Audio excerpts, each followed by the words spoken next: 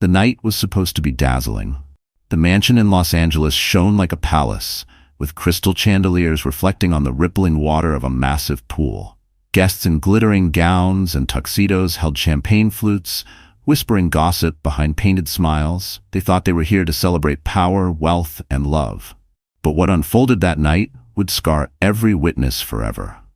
At the center of it all stood Ava Morgan. Once her name had filled arenas. Once her voice had been played on every radio station in America.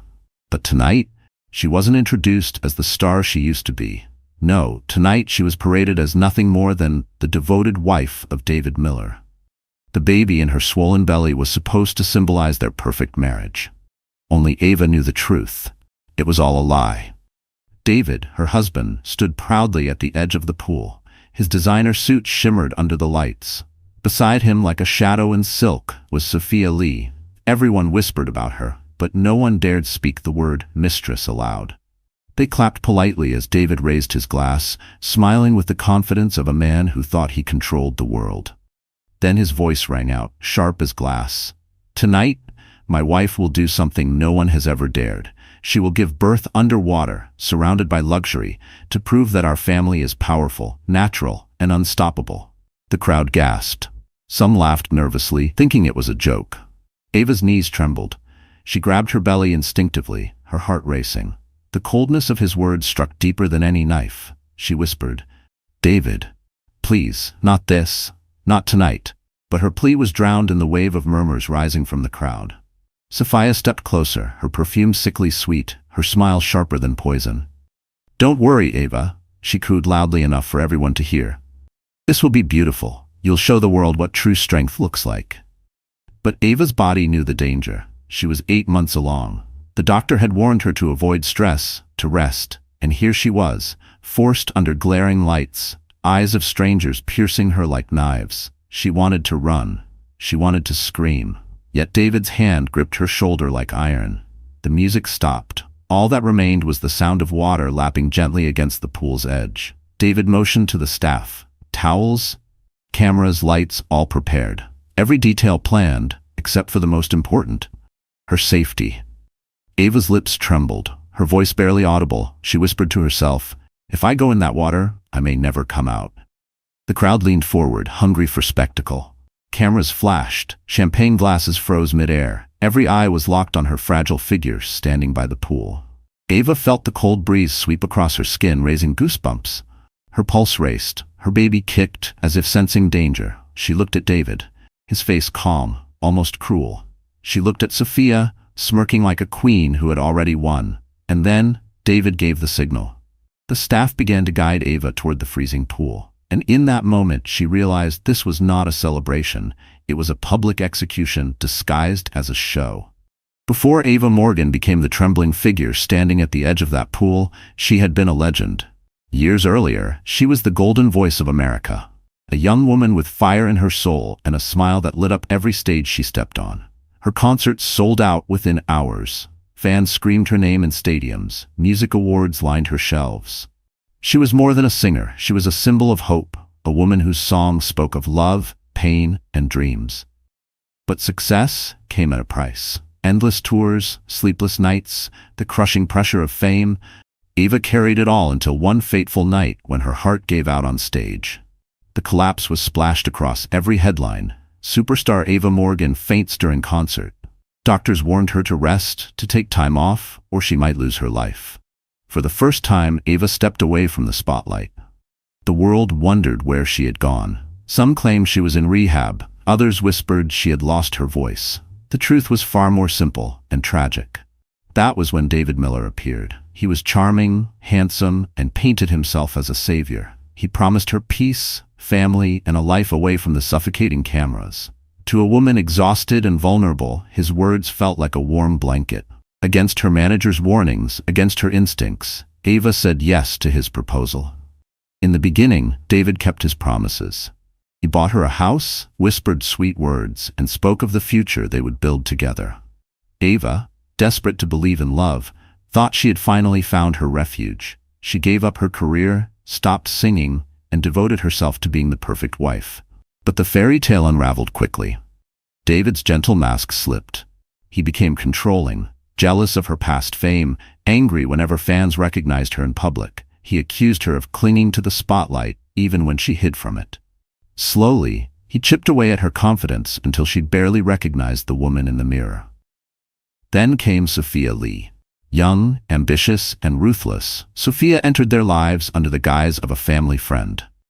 Ava tried to welcome her, but soon saw the way David's eyes followed Sophia, the late-night phone calls, the sudden business trips.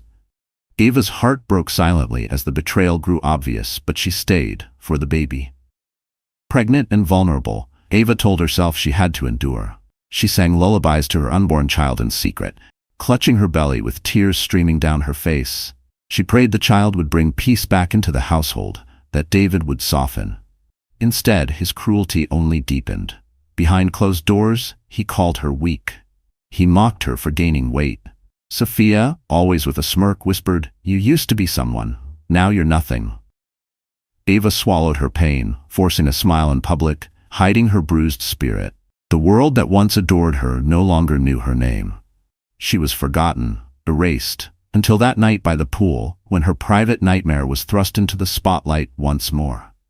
And as the cold water rippled before her, Ava realized the world would soon remember her again, but not for her music, for her suffering. David Miller was the kind of man who knew how to play a role. To outsiders, he was dazzling, handsome in a tailored suit, confident in every step, and quick with a charming smile that could disarm even the sharpest critic.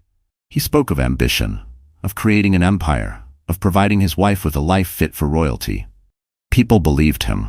They always did. But behind the polished surface was a man consumed by greed.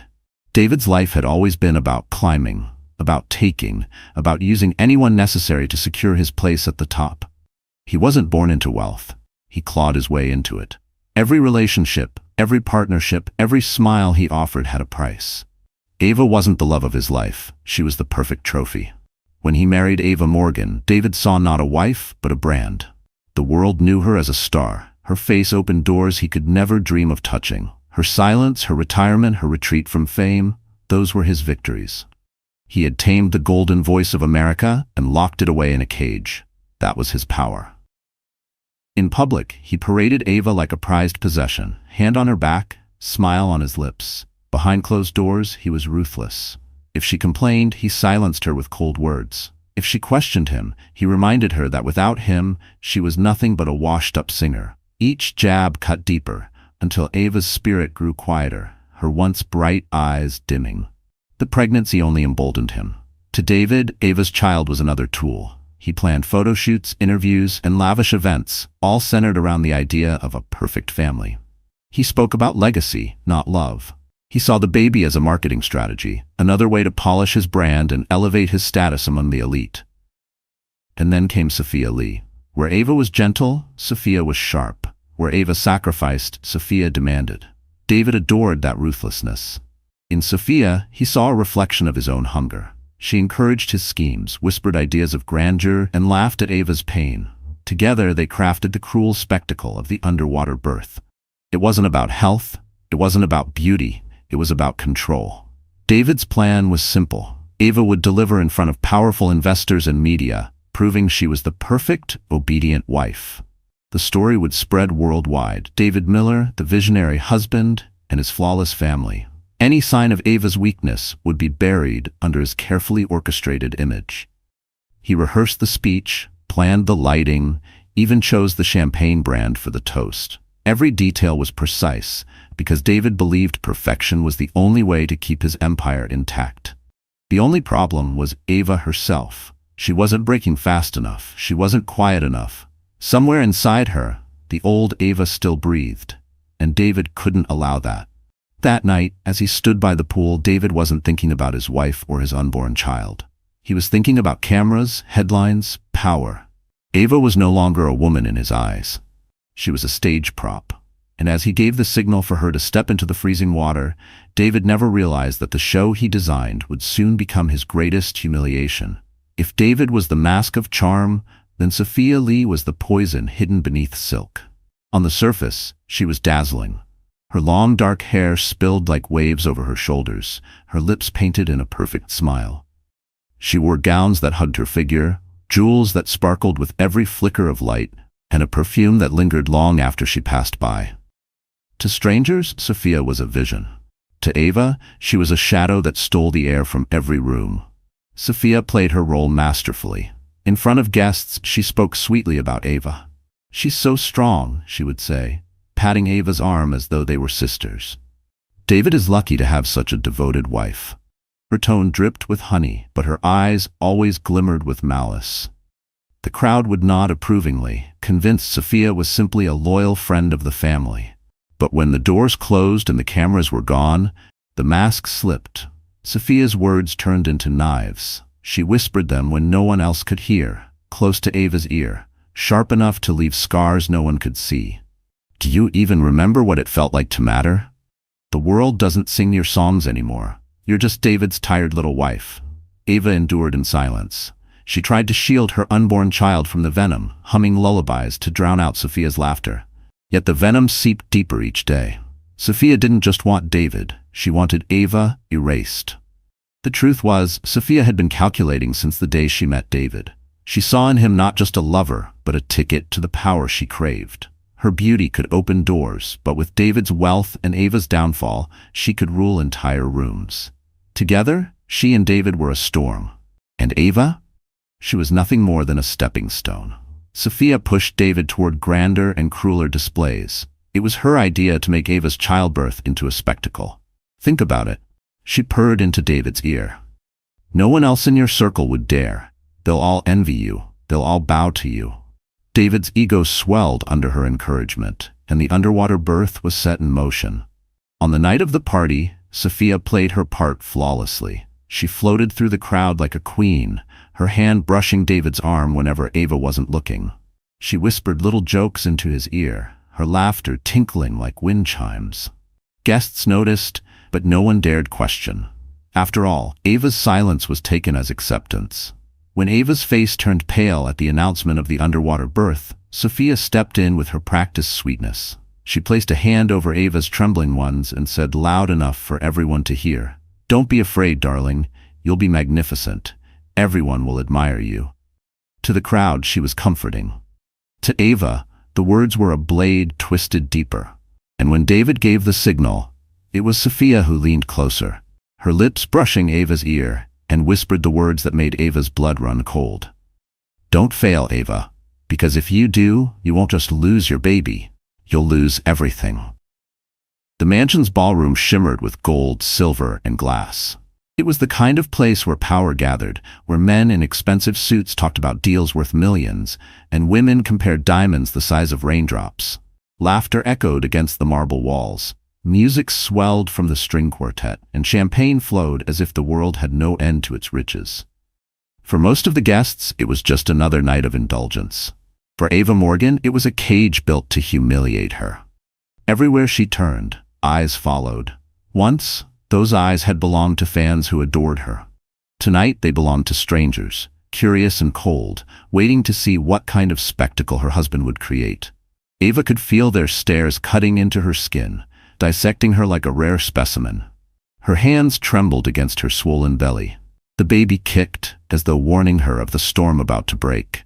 David thrived in the attention. Standing tall near the grand pool that glittered under the chandelier lights, he lifted his champagne glass and spoke with the confidence of a king. "Tonight," he declared, "my wife will bring life into this world in a way no one has ever seen. A symbol of purity, of strength, of our legacy." The crowd erupted in applause, though some gasps betrayed shock. Ava's throat tightened. She wanted to scream, to beg someone, anyone, to stop this madness. But her voice was locked inside her chest. She could already hear David's cruel whisper, "Smile.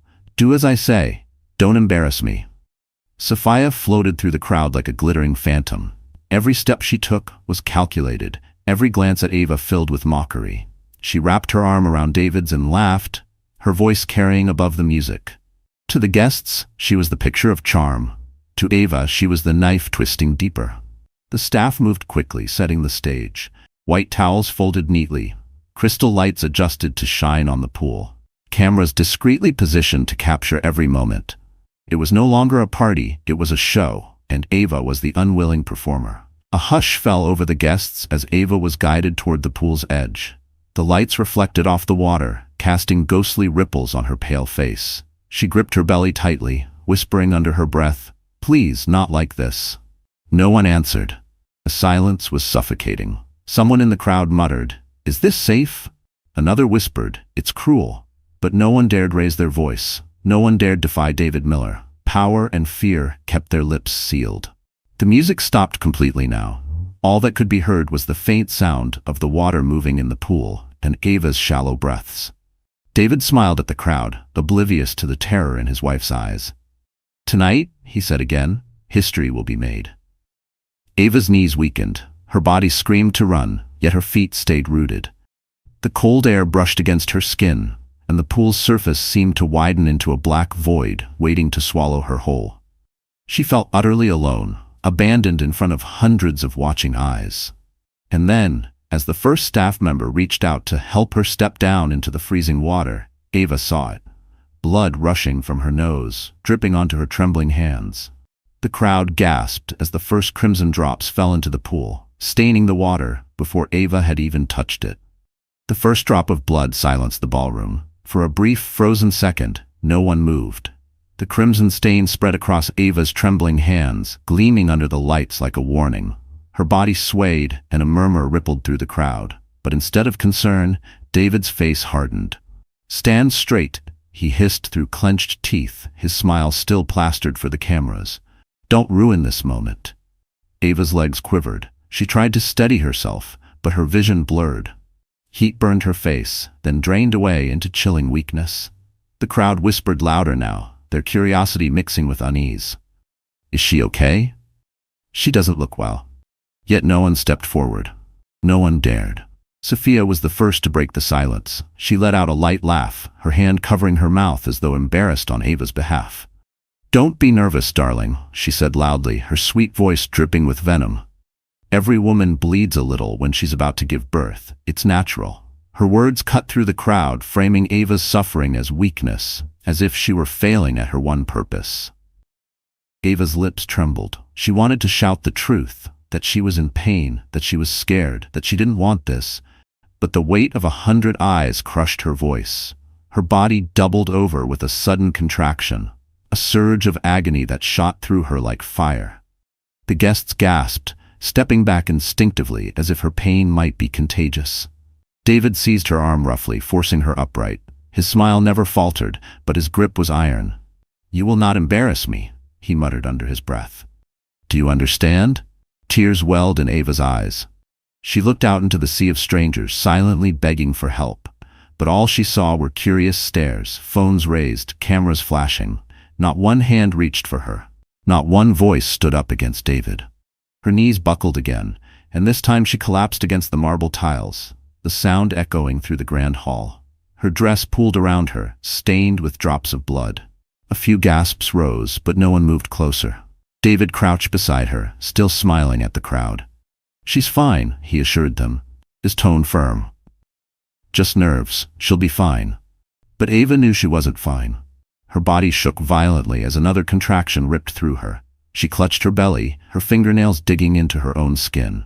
Fear consumed her. Fear not just for herself, but for the fragile life inside her. Sophia leaned down, her face inches from Ava's. Her eyes sparkled with triumph as she whispered, "Look at you, the world's forgotten star, crawling on the floor like a broken doll. Maybe it's better this way. Maybe you don't deserve to shine anymore." Those words pierced Ava deeper than the pain tearing through her body.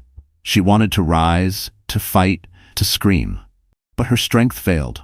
Darkness crowded the edges of her vision as she gasped for air, her body collapsing fully against the cold marble. And as Ava's head struck the floor, the crowd erupted into chaos, yet still no one rushed to save her. The chaos in the ballroom was deafening. Guests murmured, some shouted, but still, no one dared to step between David and his collapsing wife. Ava lay trembling on the cold marble floor, her body slick with sweat, her gown stained with blood. She clutched her belly desperately, gasping for breath as another contraction tore through her fragile frame. David crouched down beside her, his perfect smile stiff. To the cameras, he looked like a devoted husband trying to soothe his wife. But his words, whispered into her ear, were as merciless as steel. "Get up, Ava. You're not going to ruin this for me. You will go into that water. Now." Ava shook her head weakly. "Please, I can't. The baby." He tightened his grip on her arm, yanking her upward with frightening force. Her scream echoed through the hall, but David didn't flinch. His eyes were cold, his jaw tight. To him, Ava was no longer a woman carrying his child. She was a tool, a prop for his performance. Sophia appeared at his side, her expression glowing with false concern. "Oh, poor Ava," she said loudly as though speaking to the guests. "She's just overwhelmed, but David, she can do this. You've prepared everything so perfectly." Her voice was sugar, but her eyes gleamed with victory. With brutal efficiency, David signaled to the staff. 2 men in black suits stepped forward. They didn't look at Ava's face, they didn't ask questions, they simply obeyed. Each grabbed one of her arms and dragged her toward the shimmering pool. The crowd gasped, some covering their mouths in horror, others raising phones to capture every moment. Ava's bare feet scraped against the marble, leaving streaks of blood behind her. She thrashed weakly, begging, "No, please, I'm not ready, I'll die." But her cries were drowned in the buzz of whispers and the snapping of camera flashes. The pool glistened under the chandeliers, its surface calm, waiting.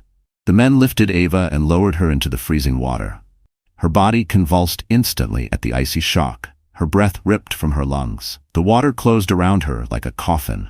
The cold pierced her skin, stabbing her muscles, stealing the last of her strength.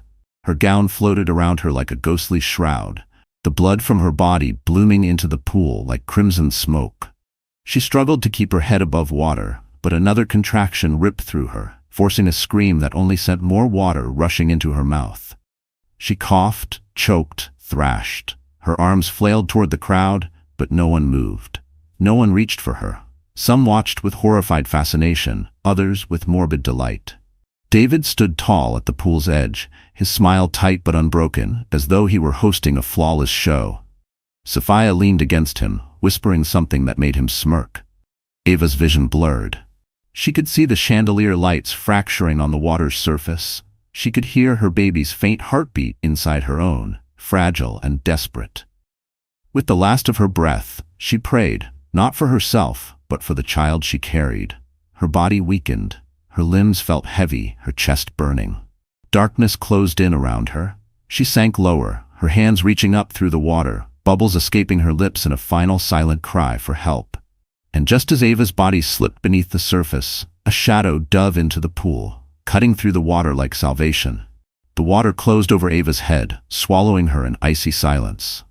Her limbs were heavy, her chest seared as if fire and frost collided inside her. The last image in her fading vision was the shimmering chandelier above, breaking into fragments of light as she sank deeper into the pool. Her baby's faint kick inside her belly felt like a desperate plea. She thought it was the end. Then suddenly, the surface exploded. A tall figure dove into the pool, cutting through the freezing water with powerful strokes. Strong arms wrapped around Ava's trembling body, pulling her up toward the air. Ava's lungs screamed, her mouth opened, and she coughed violently as her head broke through the surface. Gasps erupted from the crowd. Phones flashed like lightning. Guests pushed forward to see who had dared to interrupt David Miller's spectacle. And then they saw him. Michael Anderson. Michael was no ordinary man in their world of luxury. He wasn't just wealthy, he was legendary. A billionaire who built his empire with steel determination and sharp vision. Rumors always followed him. The ruthless dealmaker, the untouchable tycoon, the man no one could outshine. And yet, in this moment, he wasn't a business titan. He was a savior. Lifting Ava into his arms, dripping wet and shivering, Michael carried her to the edge of the pool. Water streamed from her gown, streaked with blood. Her head lolled weakly against his chest, her lips pale, her breaths shallow. For the first time that evening, silence truly fell over the room. David's face twisted. The mask of charm cracked into raw rage. "What do you think you're doing?" he hissed, his voice sharp, trembling with fury. Michael's dark eyes locked onto him with a glare that could cut steel. His voice was calm but thunderous. "I'm saving her life. Something you clearly don't care about." The words sliced through the air, igniting murmurs among the guests. Some nodded in agreement, emboldened by Michael's defiance. Others shifted uncomfortably, unwilling to take sides but unable to ignore the truth. Sophia, rattled but quick to recover, stepped forward with her saccharine smile. "Michael, this isn't necessary. Ava is just overwhelmed. David was only trying to." Michael silenced her with a look so piercing that she faltered mid-sentence. He turned his attention back to Ava, his hand gently brushing damp hair from her face. "You're safe now," he whispered, though his voice was meant only for her. Ava's eyelids fluttered. She caught a glimpse of his face, the strong jaw, the furrowed brow, the fierce protectiveness in his eyes. Something deep inside her stirred, a flicker of recognition. She remembered his face from years ago, in the crowd at her concerts, always watching, always present. But before she could grasp the memory, another wave of pain ripped through her body. She cried out, clutching her belly as blood continued to seep. Michael's expression darkened. He lifted his head and barked to the stunned crowd, "Call an ambulance, now!" No one moved at first, paralyzed by the shock of defying David Miller. But Michael's authority was undeniable. Within seconds, someone dialed 911. Others rushed for towels and blankets. For the first time that night, Ava felt the weight of compassion return to the room. But David wasn't finished. His pride was shredded, his plan ruined. Stepping closer, his voice lowered to a dangerous growl. "She's still my wife. You have no right to touch her." And as David reached for Ava, Michael rose to his full height, ready to face him head-on, the room bracing for an inevitable clash. Michael Anderson rose from the poolside, water dripping from his suit, Ava trembling in his arms. He stood tall, his presence commanding, his glare fixed on David Miller.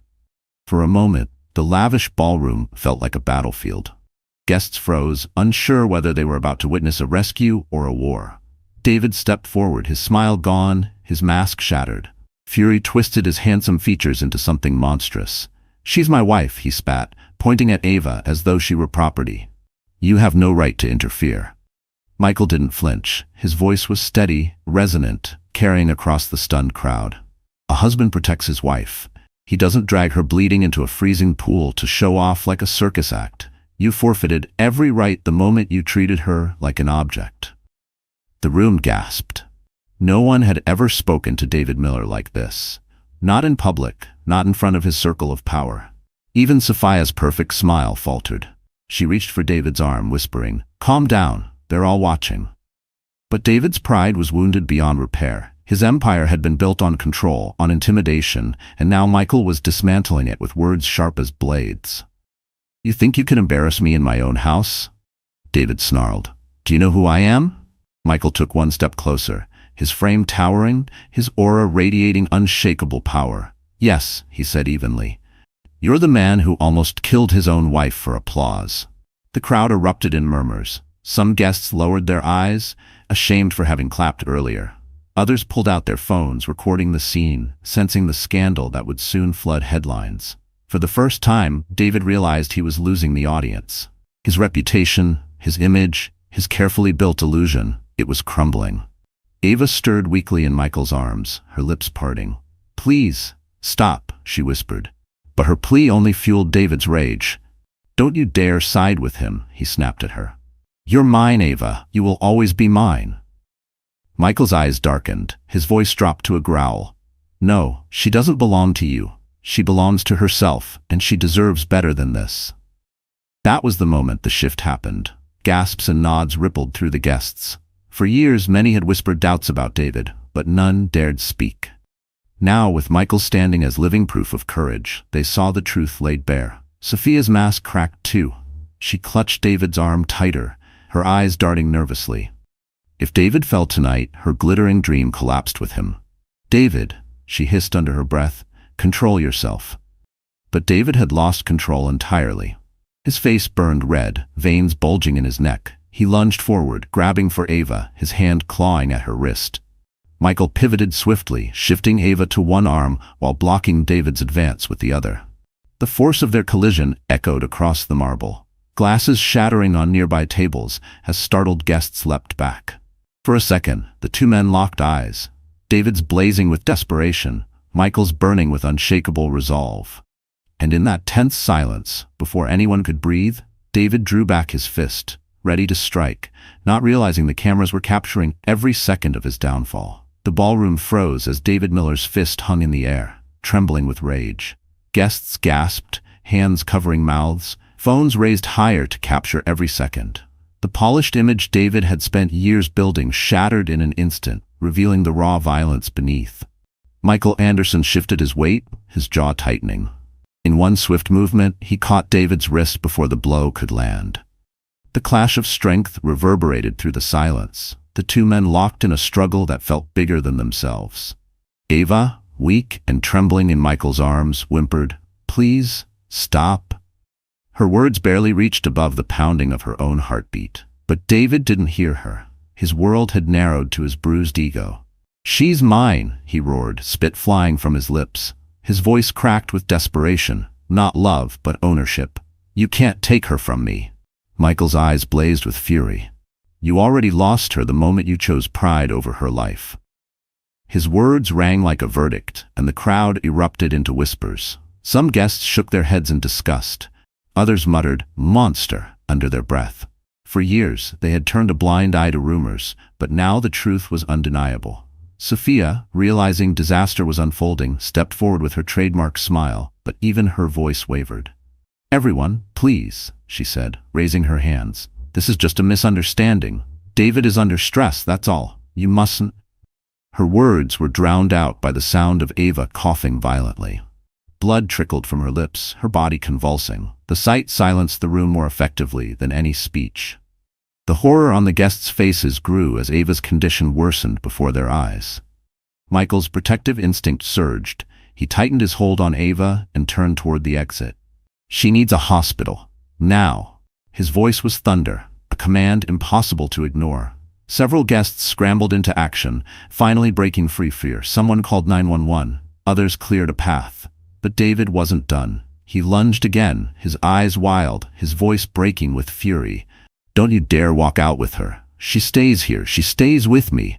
Michael spun around, his glare like fire. For a moment, time seemed to freeze. The billionaire protector facing the husband turned tyrant. Then Michael spoke, his voice low, dangerous, final.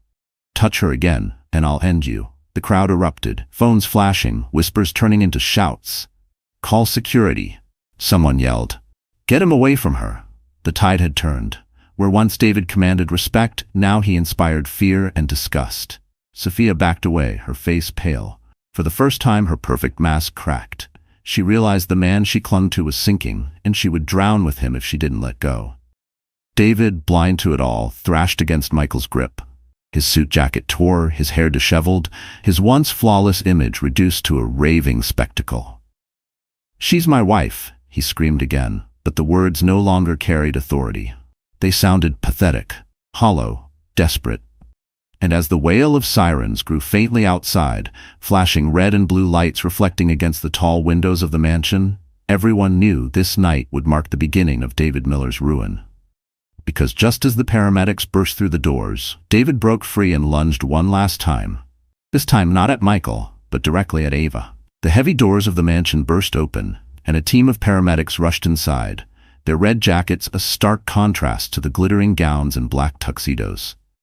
The sound of sirens still echoed faintly outside, a warning that reality had invaded the illusion of luxury. Guests stepped back, parting like waves as the medics pushed forward with a stretcher, medical bags swinging at their sides. Ava lay limp in Michael Anderson's arms, her skin pale, lips trembling, breath shallow. Blood stained her gown, streaking the fabric like a cruel reminder of her suffering. The medics dropped to their knees beside her, opening equipment with quick precision. "We need her on the stretcher now," one barked, already preparing an oxygen mask. Michael knelt down carefully, laying Ava onto the waiting stretcher. His hand lingered on hers, refusing to let go, even as the medics began working. His jaw clenched as he watched them strap her down, his eyes fierce, silently daring anyone to interfere. But David wasn't finished. The sight of his wife being taken away, the whispers of disgust from the crowd, the flashing phones recording every second, his world was unraveling. His pride, his empire, his control, it was slipping through his fingers. And in his twisted mind, if he couldn't control Ava, no one would. "Stop," David shouted, shoving past guests. His hair was disheveled, his face red with rage, his voice cracking with desperation. "You can't take her. She's mine. She belongs here with me." One of the medics stepped forward to block him. "Sir, you need to step back. She's critical." But David snarled, his voice dropping to a dangerous growl. "Get out of my way." With sudden violence, he shoved the medic aside, sending the man stumbling into a table. Glass shattered, champagne spilling across the marble floor. Gasps erupted from the crowd. Michael rose instantly, stepping between David and Ava, his fists clenched, his voice sharp as a blade. "Touch her again, and I swear you'll regret it." David's eyes burned, wild with obsession. He didn't care about the cameras, the witnesses, the paramedics. He only saw Ava slipping away from him, carried into another man's world. In a sudden, reckless surge, he lunged forward, his hands clawing toward her stretcher. The medics shouted, trying to pull him back. Guests screamed, phones tumbled to the ground. Ava, barely conscious, opened her eyes for a fleeting second, terror flashing across her pale face. Her lips moved weakly, forming one word: "No." Michael caught David mid-lunge, their bodies colliding with a sickening thud. The billionaire's strength overpowered the husband's fury, but David thrashed like a madman, spitting curses, clawing at Michael's shoulders.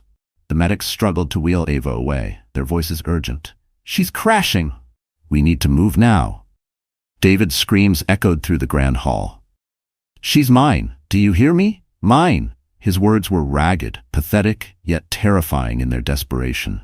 And then, before anyone could stop him, David's hand shot toward the stretcher, his fingers inches from Ava's arm. But just as his hand reached her, the sound of police officers storming into the ballroom froze him in place, their commands cutting through the chaos like thunder. "Hands in the air! Step back now!"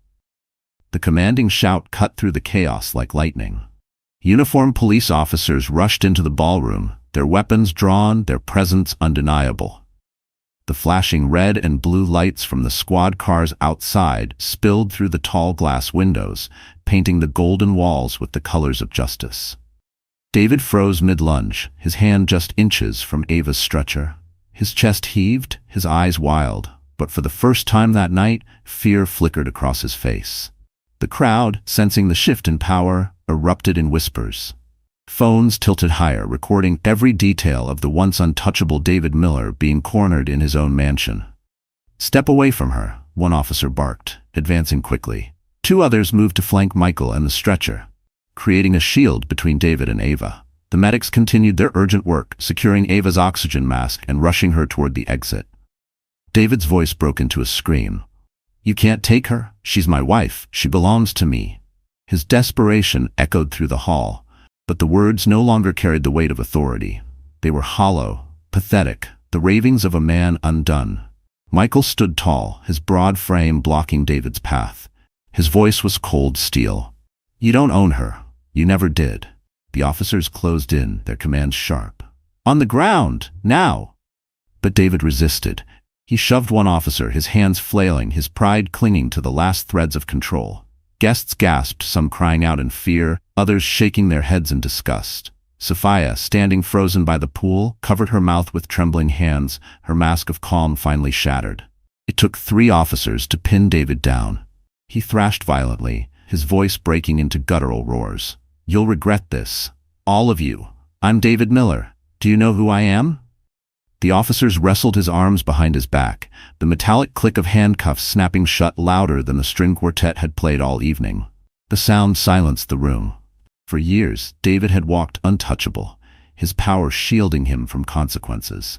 Now, in front of everyone, he was nothing more than a man restrained on his own marble floor. The guests began to whisper louder, emboldened by his downfall. "I always knew he was cruel. Did you see how he treated her? It's over for him." The tide had turned. What was once admiration was now contempt. Sophia took a hesitant step back, her eyes darting toward the doors as if calculating how fast she could disappear. For the first time, she saw David for what he was, not a ticket to power, but an anchor pulling her down. The medics wheeled Ava out swiftly, Michael striding beside her, his hand never leaving hers. Her pale face twitched with pain, her breath shallow but steady under the oxygen mask. She was slipping in and out of consciousness, her body fighting desperately to hold on. David's screams echoed after her as he was dragged to his knees. his once flawless suit torn, his hair plastered to his sweaty forehead. "Ava, don't leave me. You'll regret this." And as the police hauled him upright, David's furious eyes locked on Michael, his lips curling into a promise. This isn't the end. The ambulance tore through the streets of Los Angeles, its sirens wailing like a cry of urgency against the night. Inside, Ava Morgan lay strapped to the stretcher, her body shaking uncontrollably. Her lips pale, her breath ragged. The oxygen mask covered half her face, fogging with every desperate inhale. Blood continued to seep, soaking the sheets beneath her. The paramedics worked swiftly, their voices sharp and urgent. "She's losing too much blood," one shouted, adjusting an IV. Another checked her vitals, his brow furrowing. "BP dropping fast, we need to stabilize her now." Beside her, Michael Anderson sat rigid, his large hand gripping hers with unyielding strength. His expensive suit was still soaked from the pool, his hair wet, but he didn't care. His entire world had narrowed to the fragile woman lying before him. He leaned closer, his voice breaking through the chaos. "Stay with me, Ava. Please, you're stronger than this." Ava's eyelids fluttered, her vision blurred, but she recognized his voice. In her fading consciousness, she saw fragments of her life, bright lights on stage, the roar of fans, the sweetness of her first love, the cruelty of betrayal. And now here, the warmth of a man who held her not as a trophy, but as something precious. Her lips moved faintly under the mask. "The baby, please, save the baby." Michael's chest tightened, his throat aching with emotion. He squeezed her hand tighter. "We'll save you both. I promise." The ambulance jolted to a stop at the hospital. Doors flung open, and the stretcher was wheeled out with urgency. Michael followed, his powerful frame striding beside the gurney, refusing to be left behind. Cameras flashed outside the hospital. Reporters had already caught wind of the scandal. Questions were shouted, but Michael's glare silenced them as security pushed the crowd back. Inside the emergency room, doctors swarmed Ava. "She's hemorrhaging. Prep for surgery," one barked. Another nurse rushed forward with blood bags. The sound of machines, the beeping monitors, and the frantic calls filled the sterile white room. Michael stood at the edge of the chaos, his fists clenched, helpless for the first time in years. He was a man used to control, to bending the world to his will. But here, he could only watch as Ava's life hung in the balance. A doctor turned to him briefly. "Sir, we need to operate immediately. She might not make it, and the baby." He hesitated, his voice heavy. "It's too early to tell." The words struck Michael like a hammer. His heart sank, but his face hardened with resolve. He stepped closer to Ava, bending down to whisper in her ear. "Fight, Ava. Fight for yourself. Fight for your child. You've already survived the cruelty of this world. Don't let it take you now." Her hand twitched weakly in his. A tear slipped down her cheek. Then the monitors screamed, a piercing alarm.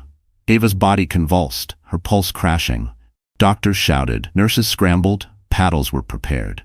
Michael was pulled back by a nurse. "We need space," she ordered. He watched, his heart pounding, his breath shallow, as Ava's body jolted under the electric shock. And just as the monitor flatlined, the doctor shouted, "We're losing her." The emergency room doors slammed shut, leaving Michael Anderson staring through the narrow glass window. His reflection glared back at him, soaked suit, clenched jaw, eyes blazing with fear. For the first time in his life, money, power, and influence meant nothing. The woman he had just pulled from death was slipping away again, this time into the sterile silence of an operating room. Inside, doctors moved with frantic precision. "BP is crashing. Start transfusion now," one shouted. A nurse pressed blood bags into place, another adjusted oxygen flow. The lead surgeon, sweat beading on his forehead, barked orders with the sharpness of a commander at war. "We need to stop the bleeding or we lose her." Ava's body lay pale and still under the harsh lights. Tubes ran from her arms, monitors beeped wildly, and her chest rose in shallow, uneven breaths. Her once bright eyes were closed, her lashes damp with tears shed before she lost consciousness. The surgeon's gloved hands moved quickly. "She's hemorrhaging badly. Clamp here. No tighter." The assistant followed, hands trembling under the pressure. Heart rate's dropping again. A nurse shouted. "Prepare the paddles," the surgeon ordered. Ava's body jolted violently as electricity surged through her chest. The monitor screamed, then steadied briefly, only to falter again.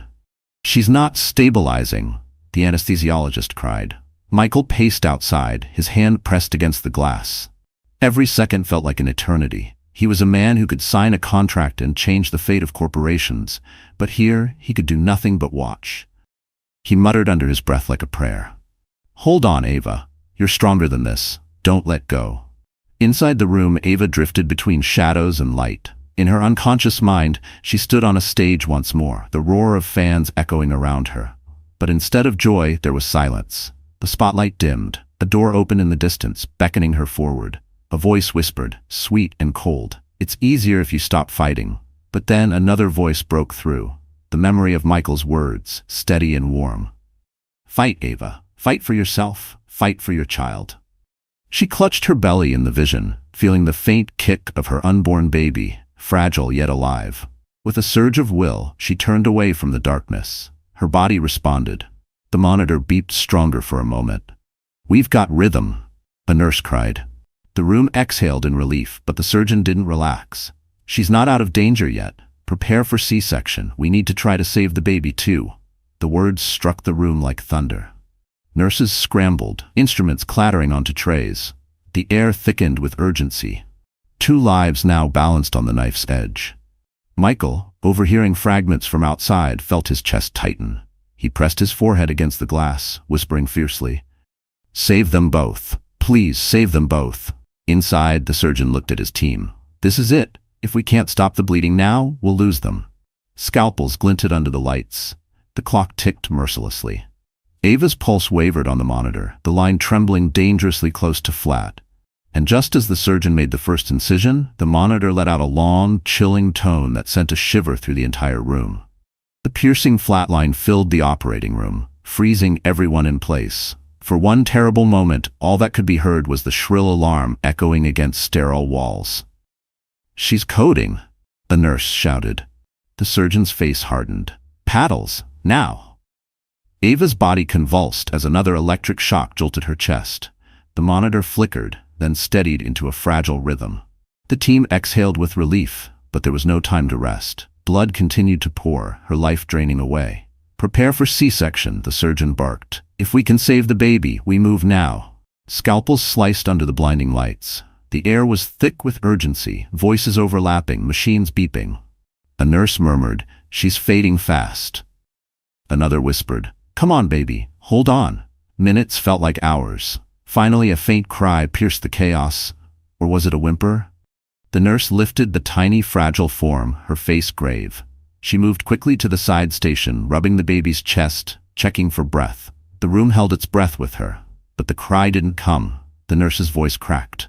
"No pulse. I'm starting compressions." Her gloved fingers pressed gently on the tiny chest, over and over, while another nurse worked the oxygen pump. The sound of their desperate efforts filled the room, accompanied only by the flat rhythm of silence. "Come on, little one," someone whispered. "Come on."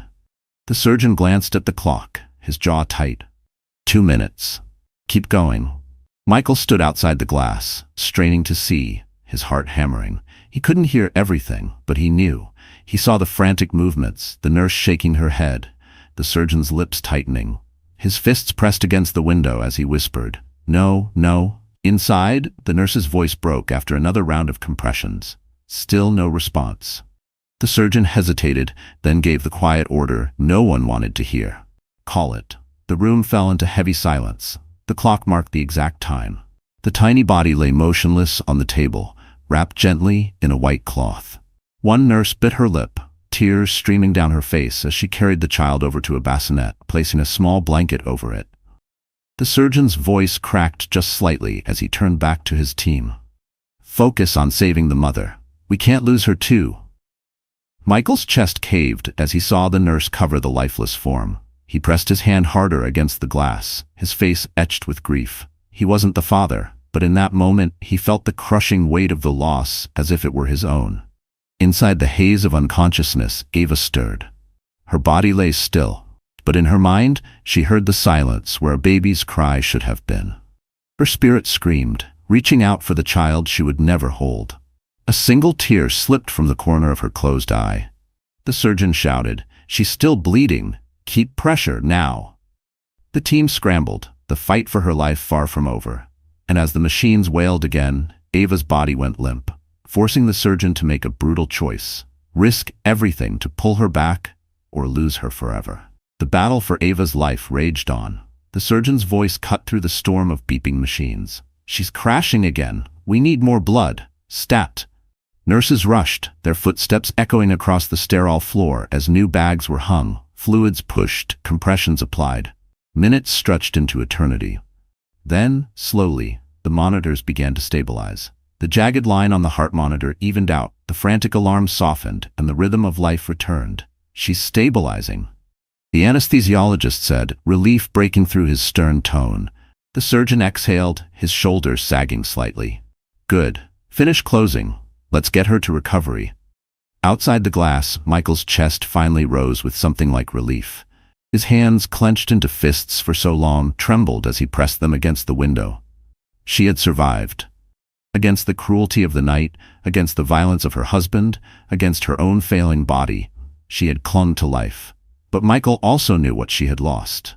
His eyes flickered to the small, covered bassinet in the corner of the room. No cameras, no press, no stranger would ever see what he had just witnessed, but the image was burned into him forever. Hours later, Ava was wheeled into a quiet recovery room. Machines beeped softly beside her bed, the oxygen mask still over her face.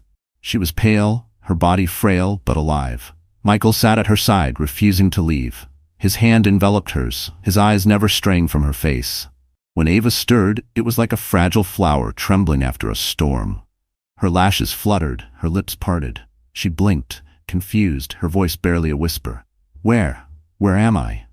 Michael leaned closer, his voice soft, steady. "You're safe, Ava. You're in the hospital. They saved you." Her eyes searched his face, struggling to piece together the memories. Slowly it returned. The pool, the blood, the icy water, the pain. Fear flashed in her gaze. Her hand shot to her belly, trembling. "The baby? Where's my baby?" Michael's throat tightened. He had faced boardrooms, scandals, and billion-dollar deals without flinching, but this moment broke him. His voice cracked despite his effort to steady it. "Ava, I'm so sorry. The doctors, they couldn't." Her eyes widened, tears spilling instantly as the truth slammed into her. "No, please, no." Her cries were raw, piercing, tearing through the quiet room. She clutched her stomach as though holding on to the emptiness, shaking her head violently. "I carried them, I sang to them. They can't be gone." Michael's own eyes burned. He reached for her, pulling her gently against his chest despite the wires and tubes. "I know, Ava, I know. You didn't deserve this, none of this, but you're alive, you're still here, and I swear on everything I am, I won't let anyone hurt you again." Her sobs shook through him, her grief heavy, endless. She buried her face against him, her tears soaking into his shirt. For the first time, Ava Morgan, the woman once adored by millions, was allowed to grieve not as a star, not as a wife, but as a broken mother. And yet, in the hallway beyond the door, a shadow lingered, a figure watching, waiting, eyes burning with fury at the sight of Michael holding Ava. Because David Miller had not disappeared, and he was already planning his next move. While Ava lay in the hospital, clinging to the fragile thread of survival, David Miller was escorted into a holding room at the downtown police station. His once perfect suit was torn, his tie hanging loose around his neck, his hair matted with sweat. He looked less like the polished businessman the world admired and more like a desperate animal, cornered. The officers left him with nothing but a metal chair and a table. Cameras blinked from the corners of the ceiling, recording every twitch of his jaw, every flare of his nostrils. He slammed his fists on the table, veins bulging in his neck. "This is a mistake," he bellowed. "Do you know who I am? I'm David Miller. I built half this city." But no one came to listen. No one cared. His phone had been confiscated, but even if he had it, the calls wouldn't have saved him. Already, the headlines were spreading across every news outlet. David Miller forces pregnant wife into near-death spectacle. Clips of the night flooded social media, showing his cold commands, his violent outbursts, and finally, his attempted attack on Ava as the paramedics tried to save her. The world that once praised him now spat his name with disgust. Investors began pulling out, contracts collapsed, lawsuits piled at his door.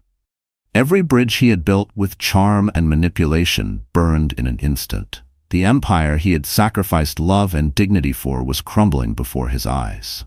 And worst of all, Sophia Lee had vanished. The woman who whispered power into his ear, who had fueled his ego and helped him orchestrate Ava's humiliation, was gone. Reporters claimed she had been spotted boarding a private jet the morning after the scandal. By evening, she had issued a statement to the press, painting herself as an innocent bystander. "I was only there to support Ava," she said with false tears. "I never knew David planned something so cruel." David threw a chair against the wall when he saw the report. His voice cracked with rage. "Liar! She was mine. She promised me." But no one was listening anymore. Sophia had abandoned him, erasing her connection to his downfall. Meanwhile, Ava's image was rising again. Photos of her being carried out by Michael spread like wildfire, captioned with words of sympathy and outrage. She deserved better. She was always our star. Hashtags trended worldwide.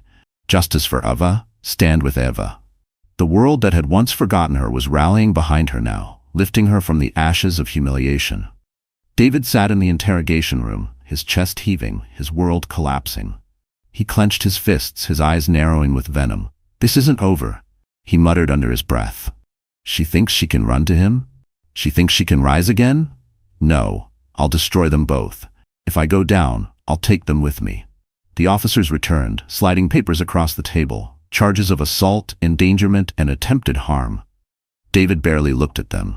His mind was already elsewhere, spinning with vengeance, clinging to the only thing he had left: rage. And as the officers led him to a holding cell, David whispered to himself with chilling certainty, "She'll never be free of me." The hospital room was quiet, except for the steady beeping of machines. Soft light filtered through the blinds, casting gentle stripes across Ava Morgan's frail figure. She lay propped against pillows, her face pale, her body weak, yet her eyes, though swollen from tears, held a quiet resilience. She had survived the unthinkable. But survival came at a cost. Her hand instinctively moved to her stomach, the emptiness there cutting deeper than any wound. Tears welled again as she remembered the silence where a baby's cry should have been. The grief was heavy, suffocating, a weight she didn't know if she could ever escape. Michael Anderson sat beside her, his large frame almost too big for the delicate chair. His usually composed face was shadowed with exhaustion, his tie loosened, his suit still wrinkled from the chaos of the night before. But his hand never left hers. He had been there since she opened her eyes, steady, unshakable. "Ava," he said softly, leaning closer. His voice, though low, carried a firmness that wrapped around her like armor. "I know nothing I say will take away the pain. I know this loss feels unbearable, but hear me when I say this. You are not alone anymore. You will never be alone again." Ava turned her head toward him, her lips trembling.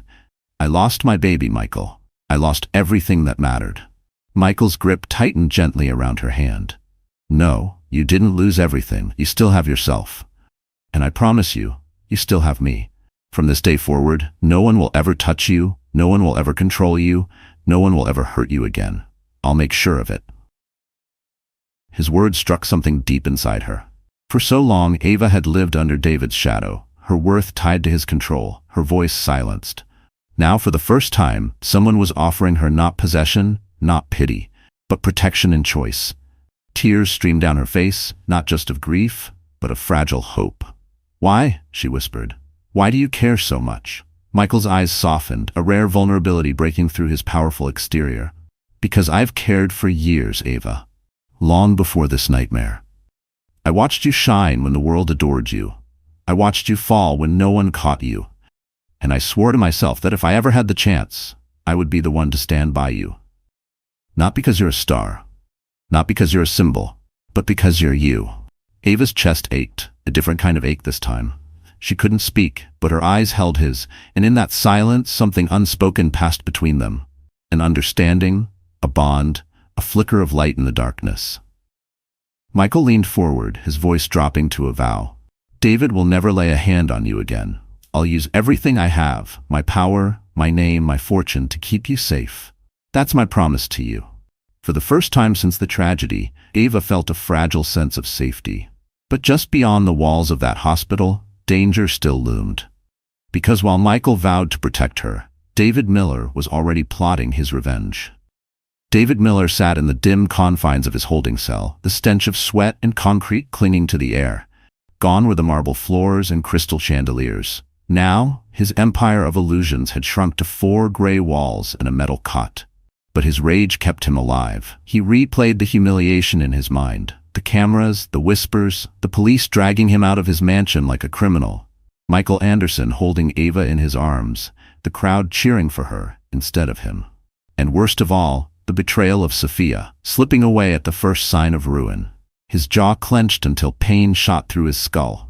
"They think they've beaten me," he muttered to himself, "but they have no idea who I am." Even in disgrace, David still had connections. Wealthy men who owed him favors, corrupt hands he had once fed.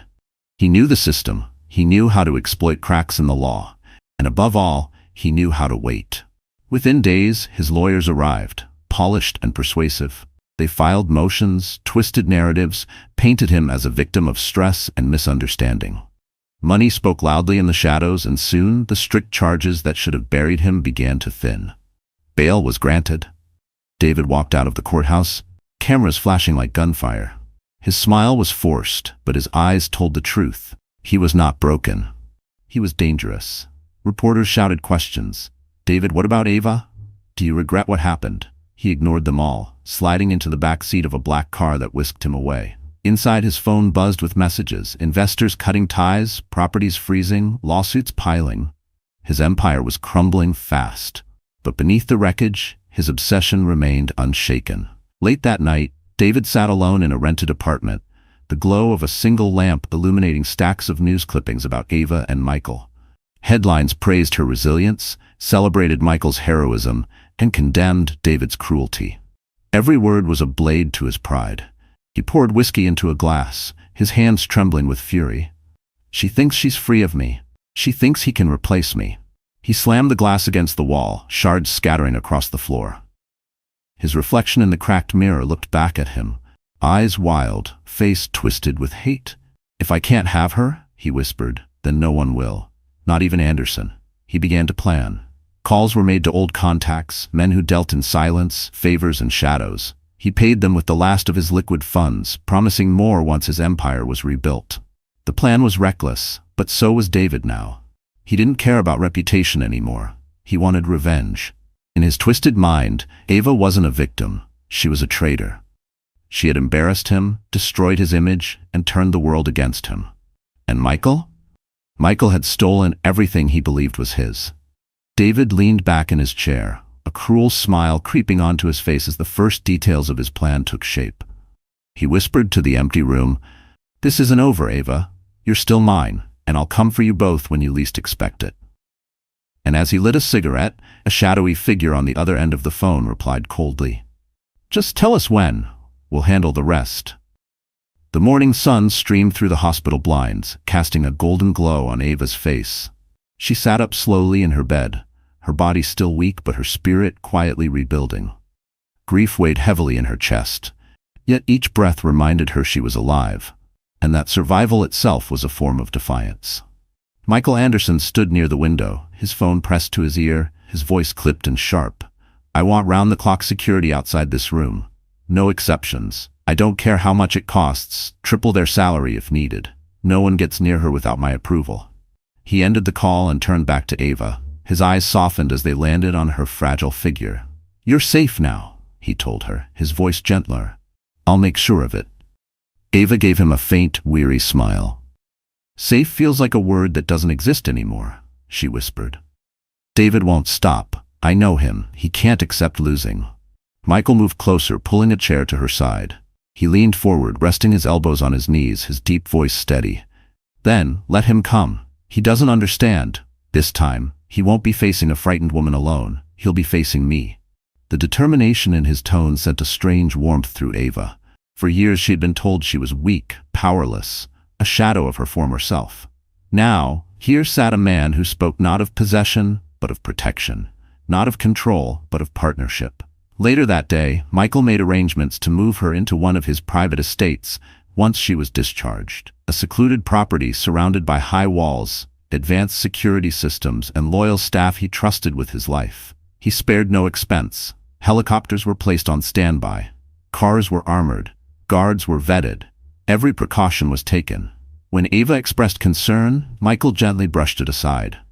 "This isn't just about security," he said. "It's about giving you peace. You've lived too long in fear. That ends now." But Ava's heart remained heavy. She had seen the fire in David's eyes, the obsession that consumed him.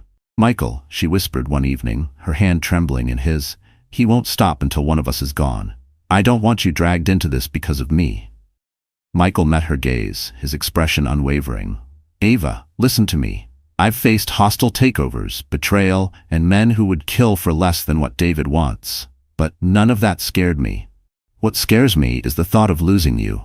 I'm already in this. By choice, I'll protect you, no matter what it costs." Her eyes glistened with tears, a mix of sorrow and fragile hope. She didn't answer with words, only squeezed his hand tightly, silently accepting the shield he was offering. For a moment, it seemed as though safety had returned, that Michael's power could truly keep David at bay. But miles away in the shadows of Los Angeles, David's plan was already unfolding. And as Ava finally drifted into a fragile sleep, a black car pulled up outside the hospital. Inside it, a man watched her window with cold, calculating eyes. Night fell over Los Angeles, cloaking the hospital in shadows. The streets outside were quieter now, but not empty. A black sedan idled across the road, its tinted windows hiding the figures inside. Two men sat in silence, their faces rough, their eyes cold. They weren't strangers to violence. Tonight, their orders were clear. Watch, wait, and strike when the moment was right. Inside Ava's room, the atmosphere was softer. She lay resting, her breathing steady, her frail body recovering from the trauma. Michael sat nearby, flipping through documents on his tablet, but never straying far from her side. Security guards stationed themselves outside the door, their presence a silent reassurance. Yet Michael's instincts told him peace was temporary. He had lived long enough to know the difference between quiet and safety. This was not safety. This was the calm before another storm. The men in the sedan adjusted their radio, static filling the car. One leaned forward muttering, "We move soon. The boss wants her scared, real scared." The other smirked, loading a weapon with deliberate slowness. "Scared won't be enough, he wants her broken." Back inside, Ava stirred, her dreams restless. Images of the pool, the blood, the lifeless silence of her baby haunted her. She jolted awake, her eyes wide, her hands trembling. Michael leaned forward immediately, concern etched on his face. "You're safe," he whispered, brushing damp hair from her forehead. "No one can hurt you now." But outside, danger was already moving. The hired men stepped from the sedan, their dark coats blending with the night. They crossed the street with purposeful strides, avoiding the front entrance. Instead, they circled the building, their eyes scanning for weaknesses. One of them spotted a side door propped open slightly by a careless worker on a smoke break. He grinned. "There's our way in." Security inside remained unaware. Guards patrolled the main hall, cameras scanned corridors, but the side entrance was blind. The men slipped in, silent as shadows, their boots barely making a sound against the sterile floors. In Ava's room, she tried to calm her racing heart. Michael noticed the unease in her eyes. "What is it?" he asked. Ava shook her head, her voice faint. "It's just, I feel like he's still here, like he's watching me." Michael's jaw tightened. He didn't dismiss her fears. He had the same gnawing sense. He stood, walked to the window, and glanced out at the dark street. The sedan was gone, but the unease in his chest only deepened. Then, down the hall, a faint noise echoed. A door creaked. A shadow moved. The guards outside Ava's room turned their heads sharply, hands moving to their weapons. The two intruders pressed closer, their eyes gleaming with malicious intent. One pulled out a syringe, the liquid inside glinting under the fluorescent lights. "Quiet job," he whispered. "She won't even scream." Inside the room, Ava gripped Michael's hand, her voice trembling. "Something's wrong. I know it."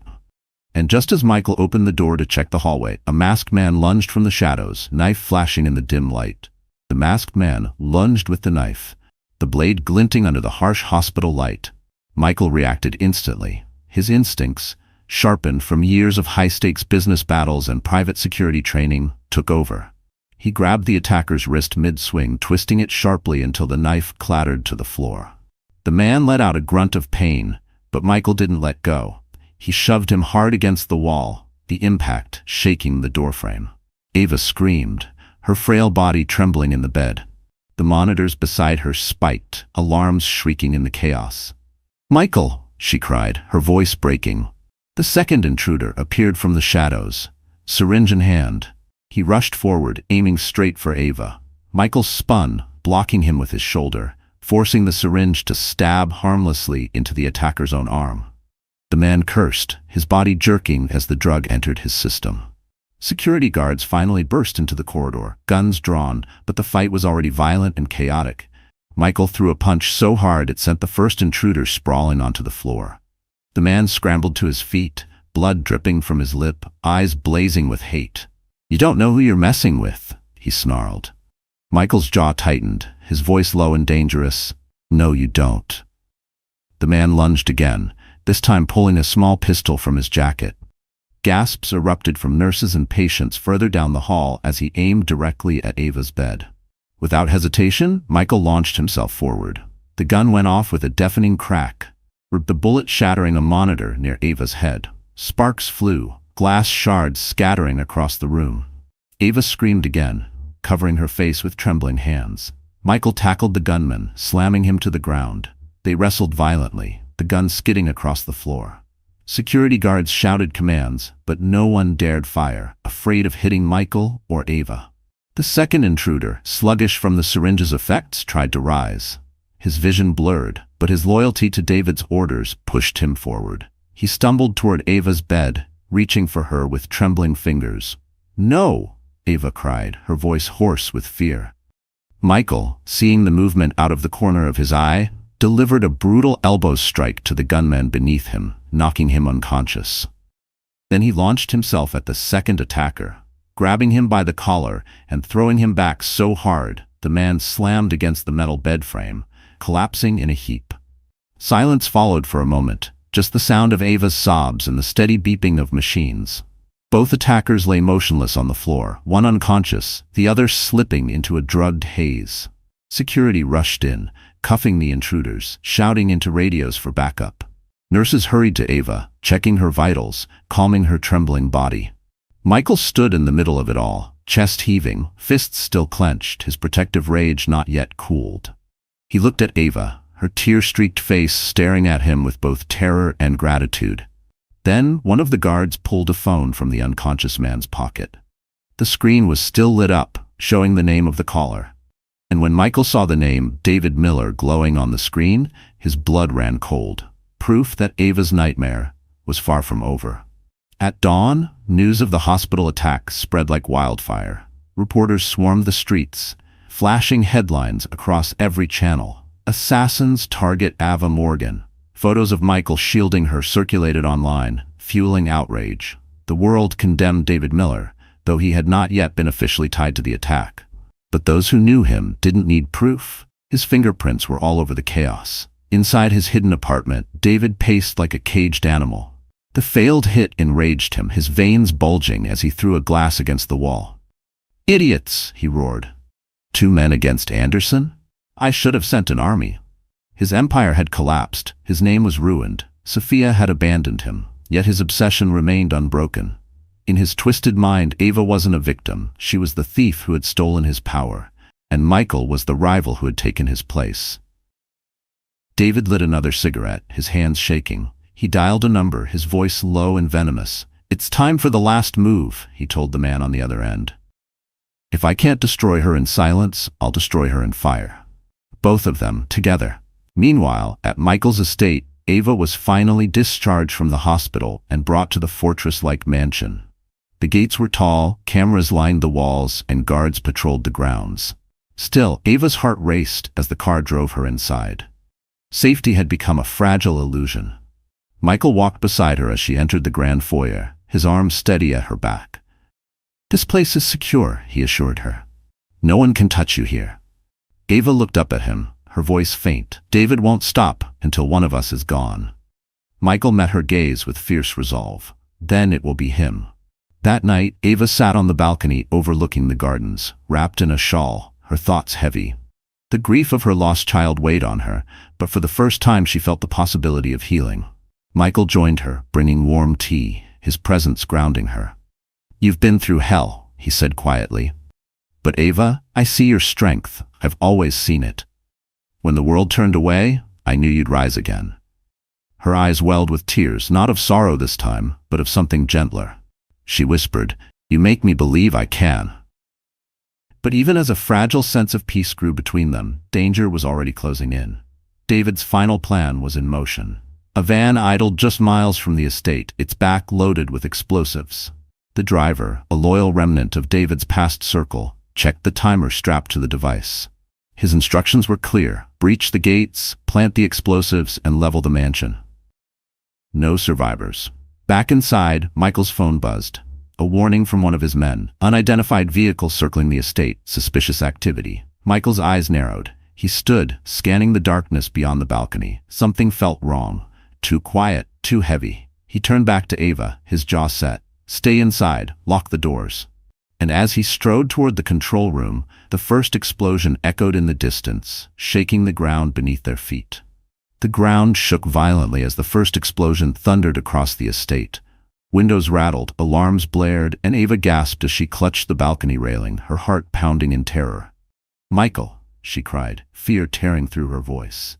Inside the control room, Michael Anderson barked orders into his radio. "Lock down now. Evacuate staff. Secure Ava." His men scrambled to action, sealing off doors and activating reinforced barriers around the mansion.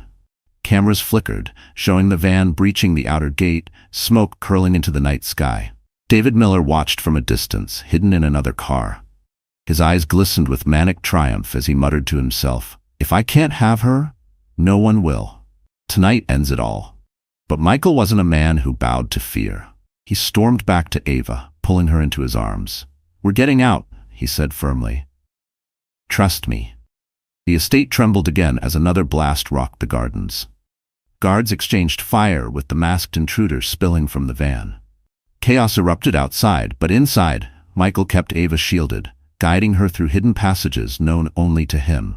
They emerged into a reinforced safe room beneath the mansion, walls of steel surrounding them. Michael's men joined them, sealing the doors. "She's secure," one guard confirmed. Michael nodded, but his jaw remained tight. This doesn't end until David is finished. Above ground, sirens wailed as police and SWAT closed in. The firefight intensified, explosions lighting the night sky. But the tide turned quickly. Outnumbered and outgunned, David's hired men began to fall. The van, loaded with explosives, was disabled before it could reach the main mansion. The plan unraveled before David's eyes. Rage consumed him. In a reckless frenzy, he charged out of his hiding place, screaming Ava's name. "Ava, you're mine! You'll never escape me!" His voice was raw, echoing through the smoke. Police tackled him to the ground, his body thrashing, spitting curses. Cameras from helicopters above captured everything, the once respected businessman reduced to a raving monster. Handcuffs clamped around his wrists as officers read him his rights. For the world watching, this was his final downfall. For Ava, it was the release she had prayed for. Hours later, silence returned. The fires were extinguished, the intruders arrested, and David hauled away in chains. In the safe room, Michael finally exhaled. He turned to Ava, brushing soot from her cheek. "It's over," he whispered. "You're free now." Ava's eyes filled with tears, but this time they weren't only of grief. They were of relief, of hope, of rebirth. She leaned into him, her voice trembling. "Free? I never thought I'd feel that again." Months passed, and healing began. David was sentenced to decades behind bars, his empire seized, his name forever disgraced.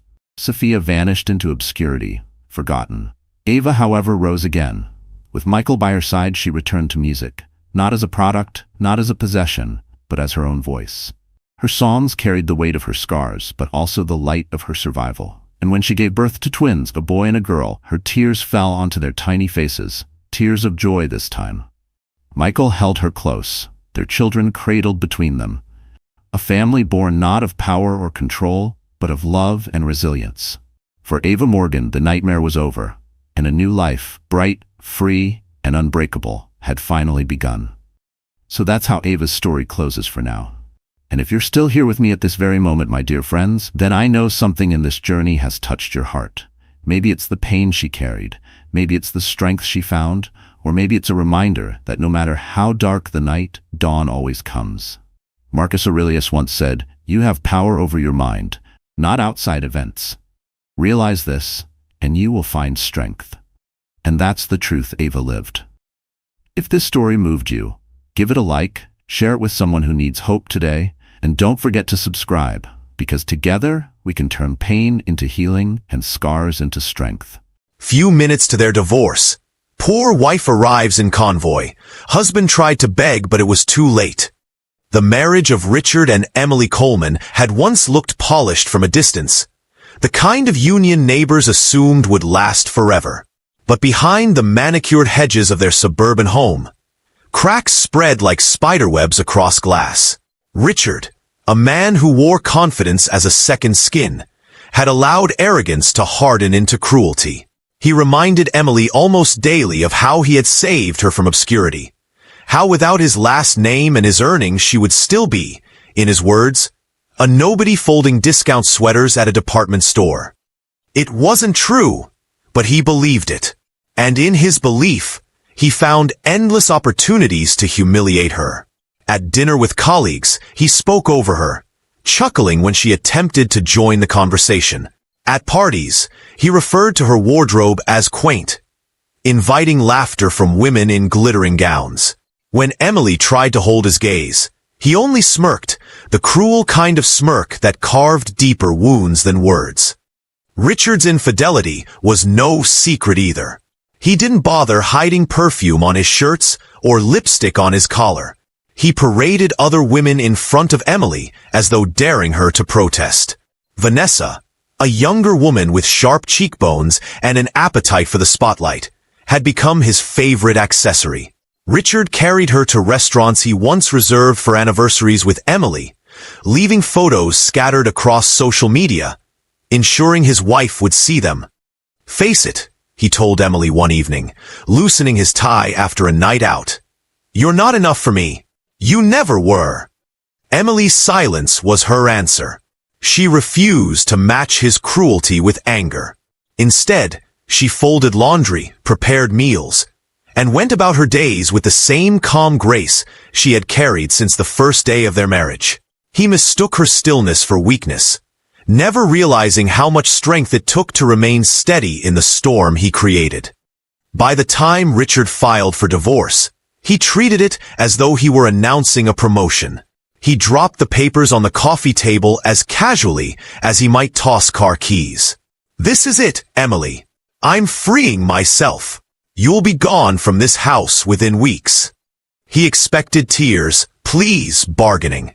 Instead, she gathered the papers, set them aside neatly, and returned to her book without a word. Her restraint unnerved him more than shouting could have, but he shook it off with a laugh. "Pathetic," he muttered. In the weeks that followed, Richard acted like a man reborn. He purchased a new tailored suit for the hearing, polished his cufflinks until they gleamed, and rehearsed lines he imagined delivering to reporters about leaving behind a burden. At cocktail hours with his friends, he joked about how Emily would walk out of the courthouse with nothing but her pride. The laughter that followed his words inflated his ego further. Emily, on the other hand, prepared quietly. She pressed a simple white blouse, folded a small overnight bag, and tucked a sealed envelope into her purse. She didn't share her thoughts with anyone. Her expression, serene and unreadable, carried a glimmer of something even Richard couldn't interpret. The court date was marked for a Friday morning in April. Spring sunlight spilled across the city, warming the sidewalks, as though mocking the chill that had settled between them long ago. Richard woke early, his confidence humming through his veins.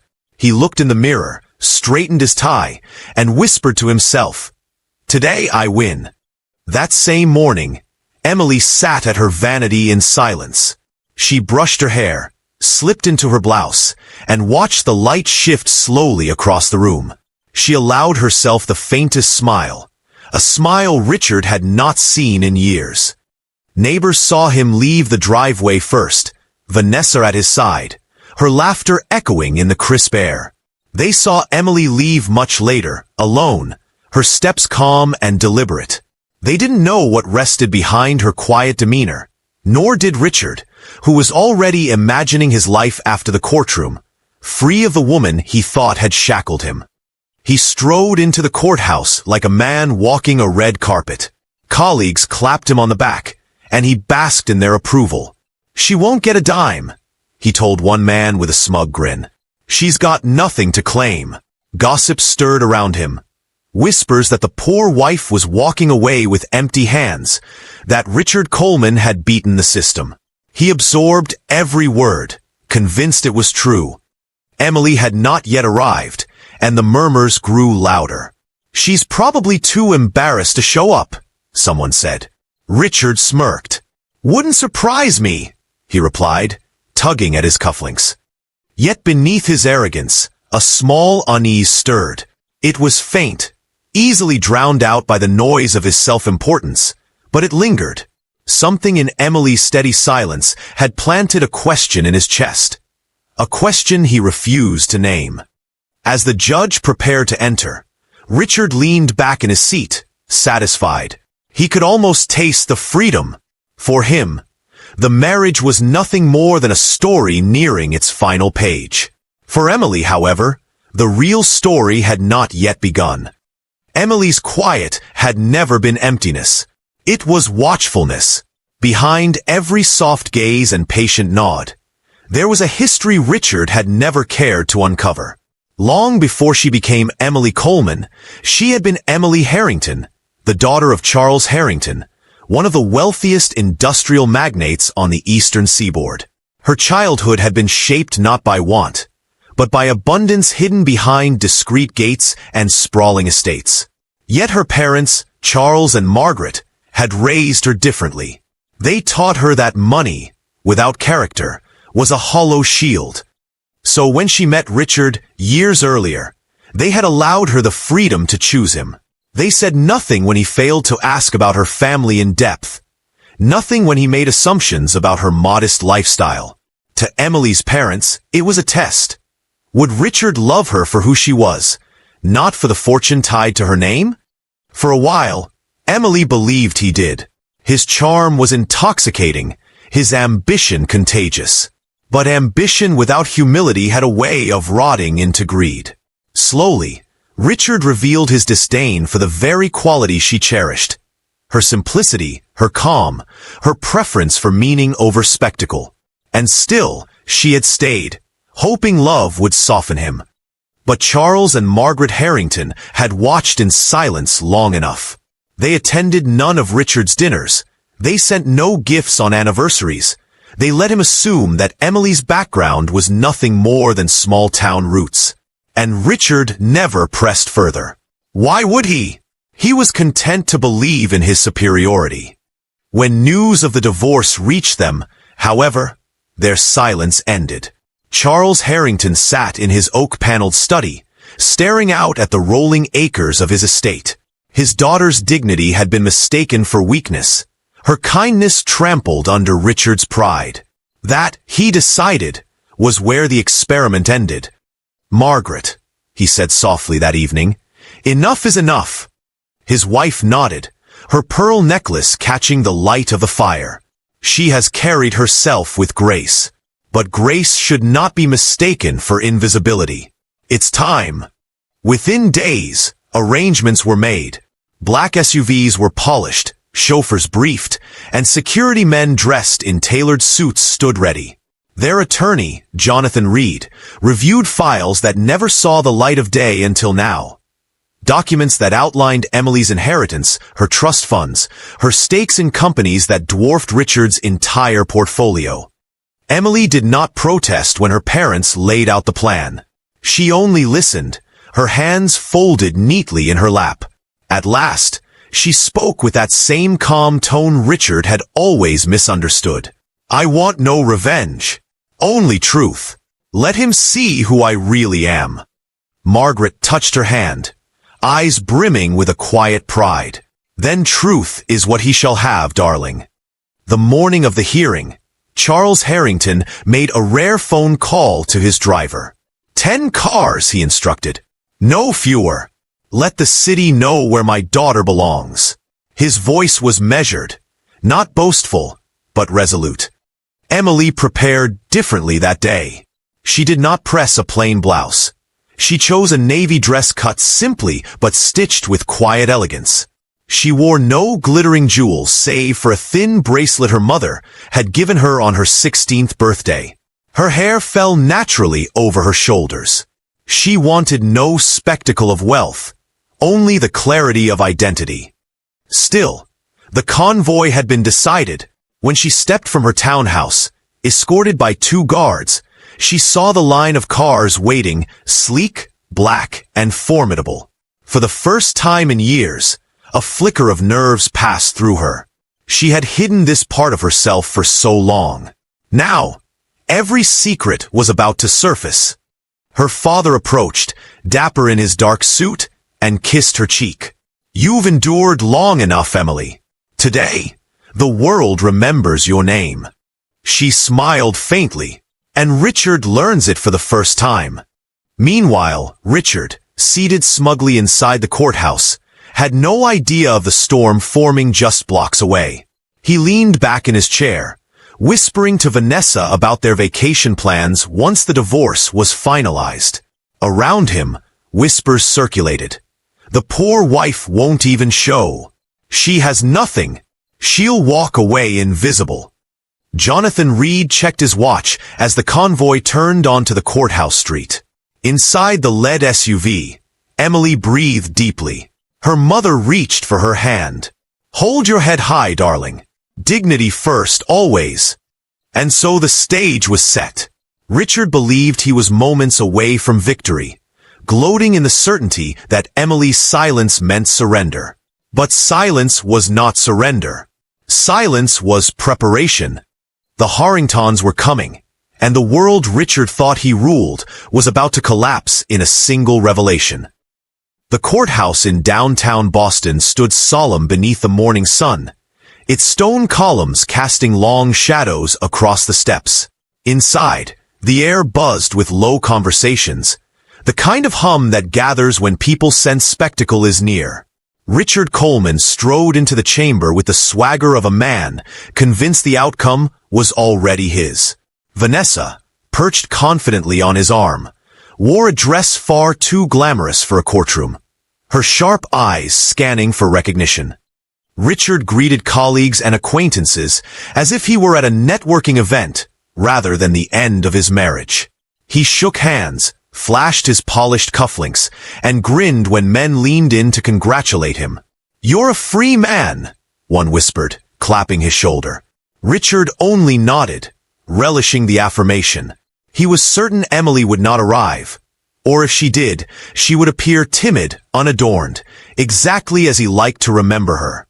Reporters lingered in the back rows, their pens and recorders ready. Divorce among the city's business elite always drew curiosity, and Richard never minded attention.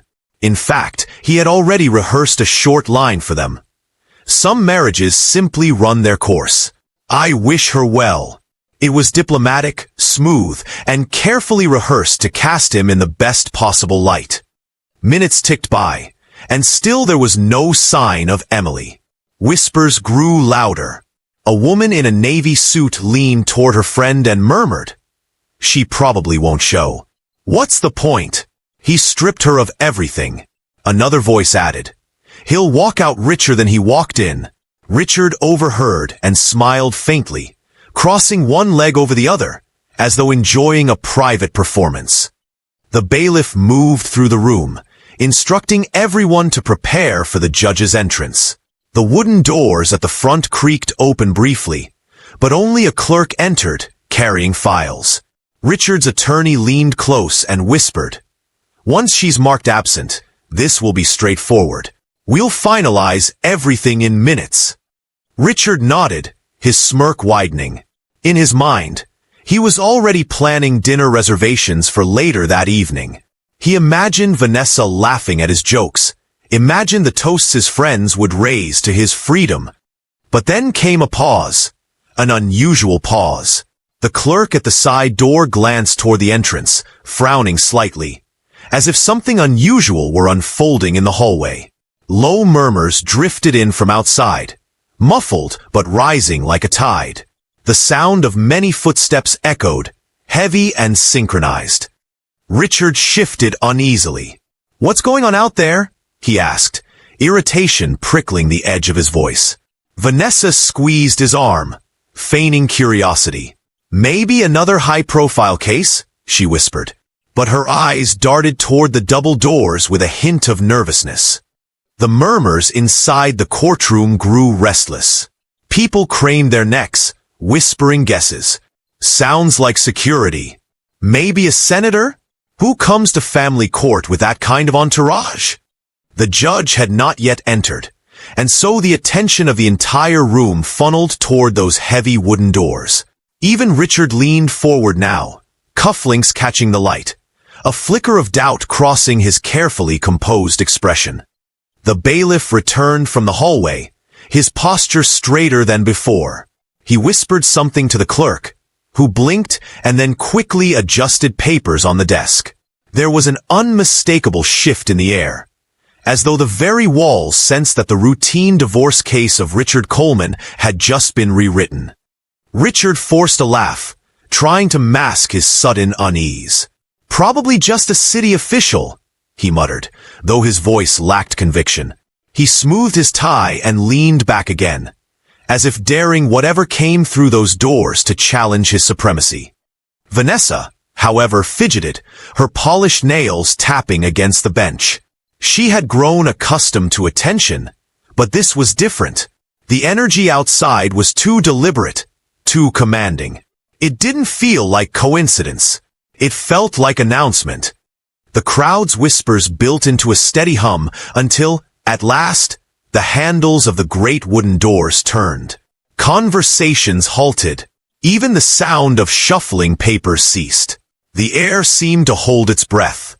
Richard straightened in his seat, preparing to dismiss whoever appeared as irrelevant.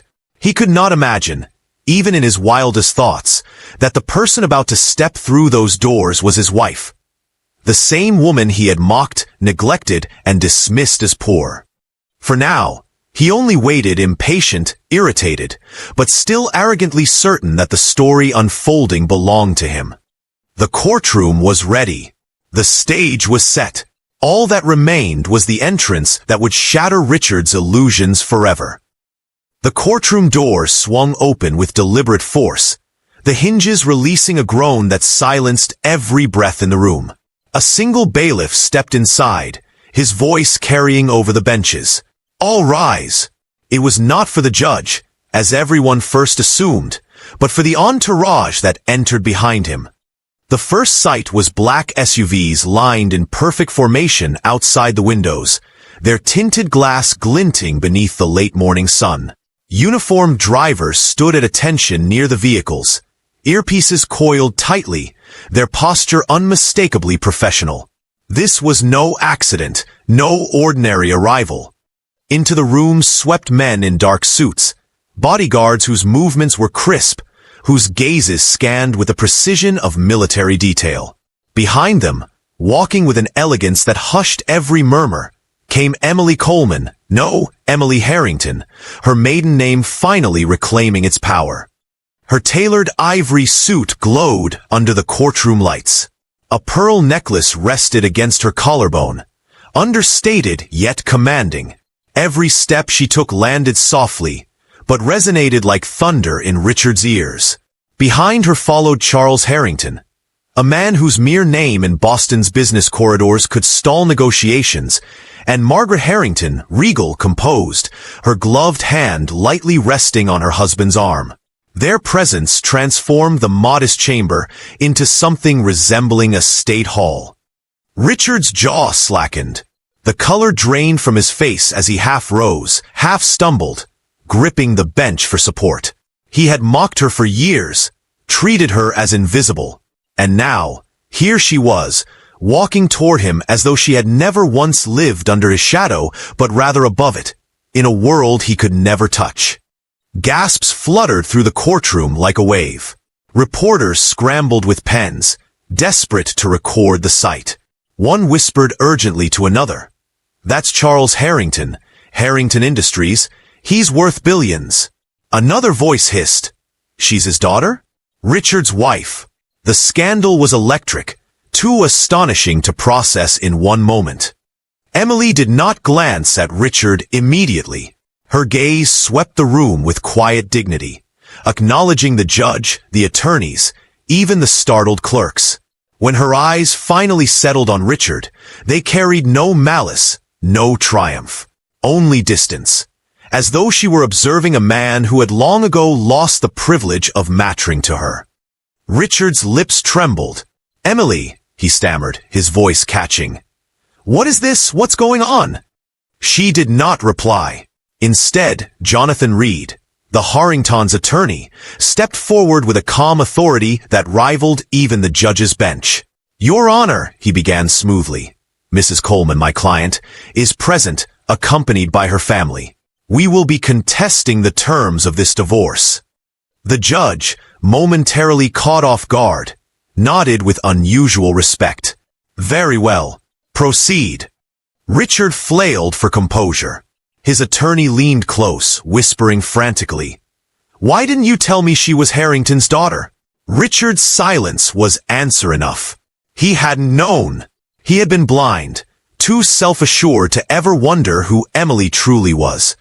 Vanessa shrank in her seat, her earlier confidence evaporating.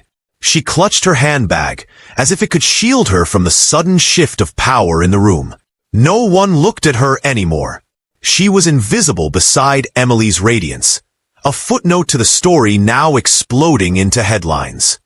Emily's voice finally rose, steady and resonant. "For years, you told me I was nothing," she said, her words directed at Richard, but carried to every corner of the room. "You told me I was worthless, unlovable, disposable. And now the truth stands before you." Richard shook his head violently, his arrogance collapsing into desperation. "Emily, please listen. I didn't mean." But she lifted her hand, silencing him with grace sharper than any shout. "No," she said simply. The word was final, definitive, echoing longer than any plea. The room was utterly still, the weight of revelation pressing against every witness. Richard, once the proud orchestrator of this divorce, was now the defeated man at its center. He had mocked a woman who was far beyond his reach. He had gambled his dignity, and the bet was lost. Outside, the convoy of black SUVs waited patiently, engines purring like watchful beasts. Inside, the trial had shifted. Emily was no longer the poor, humiliated wife. She was the daughter of power, the woman cloaked in dignity, the heiress who no longer needed to explain herself. Richard's knees weakened. He lowered himself into his seat, eyes darting between the judge, the guards, and Emily's impenetrable calm. For the first time, his voice carried no arrogance. It was soft, broken, nearly childlike. "Emily, I didn't know." She met his gaze briefly, then looked away. "Exactly," she replied. The courtroom understood. The world outside would soon understand. Richard Coleman's empire of pride had crumbled, and it had taken only the quiet truth of the woman he once dismissed to destroy it. Richard lurched forward in his seat, panic radiating from every pore. His once proud shoulders slumped, his tie sat askew, and his mouth quivered with words he struggled to form. He had built a reputation on control. Deals won, rooms dominated, egos crushed beneath his. But here, in this courtroom, control had abandoned him. He rose to his feet suddenly, startling even his own lawyer. "Emily," he said, his voice cracking, "please don't do this." His hands extended as if reaching across an invisible divide that had widened into a canyon. Emily remained seated, calm, composed, her family forming a protective barrier at her side. Her father, Charles Harrington, leaned back slightly, his eyes narrowing with the quiet fury of a man who had watched his daughter suffer in silence for too long. Margaret rested a hand on her husband's arm, her expression unreadable but firm. Jonathan Reed, the attorney, cleared his throat. "Your Honor, Mr. Coleman's pleas are irrelevant to the proceedings." The motion for divorce stands. We are ready to proceed. But Richard could not stop himself. Pride no longer anchored him. Desperation dragged him forward. He dropped to his knees, right there in front of the bench, his palms pressed together as though prayer could rewrite history. "Emily, I was wrong," he whispered, then louder. "I was blind, arrogant, cruel. But I love you. I swear I can change. Give me one more chance." The courtroom buzzed. Reporters scribbled furiously. Cameras clicked. Whispers darted between rows. It was the spectacle of a man undone. His arrogance melted into raw, pleading regret. Vanessa shrank further, her face pale, wishing the floor would open and consume her. She had come ready to flaunt victory, but instead she sat as an afterthought to a story that had rewritten itself. Emily finally stood. The soft rustle of her suit carried more weight than Richard's collapsing pleas. She looked at him, not with hatred, not even with pity, but with clarity.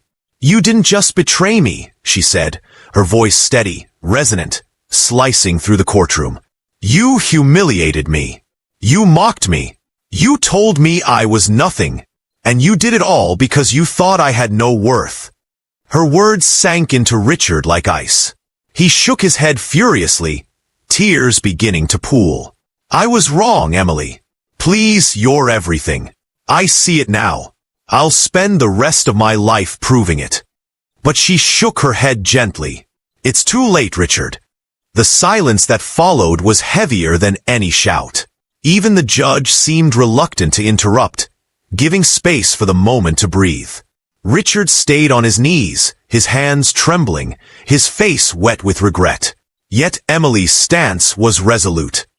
Jonathan Reed addressed the judge once more, his voice carrying the weight of finality. "Your Honor, the Harrington family supports the dissolution of this marriage.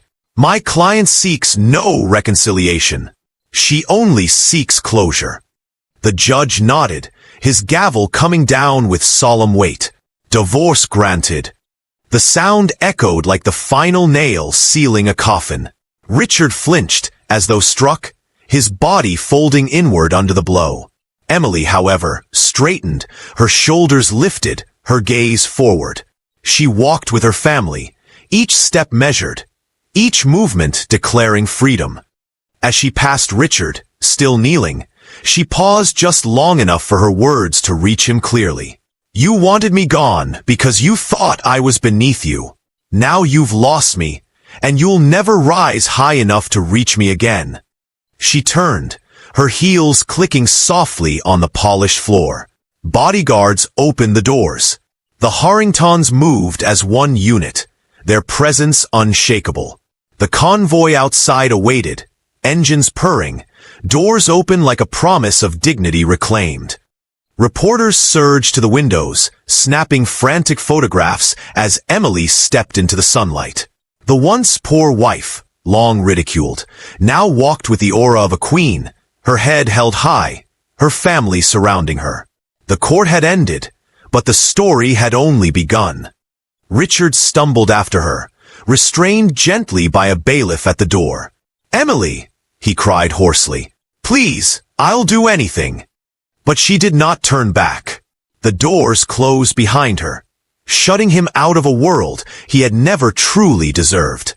Outside, the black SUVs rolled forward, carrying her away from the wreckage of a marriage built on arrogance and deception. Inside, Richard sank into a bench, the whispers of the crowd clawing at him. The truth settled like a weight too heavy to bear. He had destroyed the only treasure that ever mattered, and no plea could undo it. He had played with her dignity, and now dignity itself had written his downfall. Richard's downfall reminds us that arrogance blinds and cruelty destroys. Never underestimate quiet dignity, for it carries unseen strength. Love should honor, not belittle. Respect the one beside you, because true worth is rarely measured in money or appearances. It is measured in character, loyalty, and kindness.